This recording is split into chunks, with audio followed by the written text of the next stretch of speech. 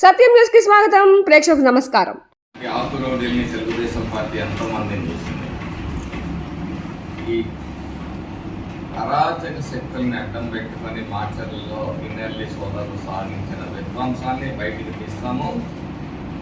ఇతను ఒక్కడే కాదు, పల్నాడులో ఎవరైతే మాచర్ల నియోజకవర్గంలో ప్రజలను ఇబ్బంది పెట్టారో, అరాచకాలు చేశారో, ఆస్తులు రాపించుకున్నారో వీళ్ళందరి మీద కూడా చర్యలు తీసుకుంటాం. ఎన్నికల ముందు, ఎన్నికల రోజు, ఎన్నికల తర్వాత రోజు ఎవరైతే మరి విధ్వంసాన్ని సృష్టించి ప్రజాస్వామ్యాన్ని అపహాస్యం చేసే విధంగా ప్రవర్తించారో వాళ్ళందరి మీద కూడా చర్యలు తీసుకోబడతాయి. ఇందులో ఎటువంటి సందేహం లేదు.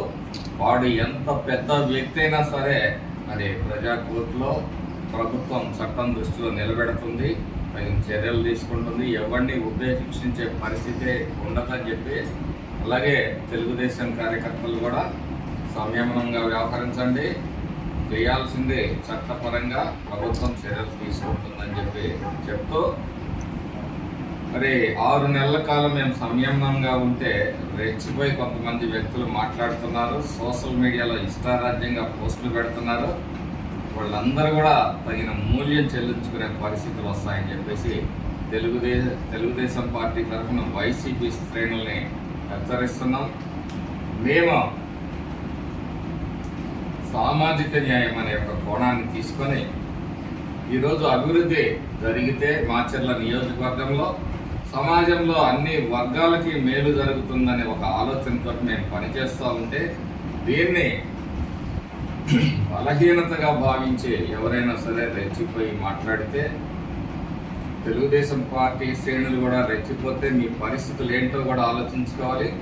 మిమ్మల్ని ఆదుకోవడానికి ఇక్కడ ఎవరు ఉండరు. మీ పిన్నెల్లి రామకృష్ణారెడ్డి వచ్చి ఇక్కడ ఏదో మిమ్మల్ని ఉద్ధరిస్తాడని భ్రమంలో మీరు బతకకుండా మీ పనులు మీరు చేసుకుంటూ ప్రజాస్వామ్యాన్ని, చట్టాలని గౌరవించి బతకదలుచుకుంటే ఇక్కడ ఉంటారు, లేకపోతే నియోజకవర్గంలో పెట్టి వెళ్ళిపోతారని చెప్పి చెప్తాను. అనే వ్యక్తి ఎవరు మా పార్టీలో చేసుకోలేదు. ఎక్కడో ఏదో హల్చల్ చేస్తూ ఒప్పిచర్ల గ్రామానికి చెందిన చిరుమామిళ్ళ శ్రీకాంత్ అనే వ్యక్తి కొంతమంది అమాయకమైన, లేకపోతే ఇతని గురించి తెలియని ఎమ్మెల్యేల దగ్గర మరి సీఎంఓలో చేరి ఆ ఫోటోలు పెట్టుకొని కొంతమందిని బెదిరిస్తూ మరి కొంతమంది దగ్గర డబ్బులు లాగుతున్నట్టుగా ప్రయత్నం చేస్తున్నట్టుగా తెలిసింది.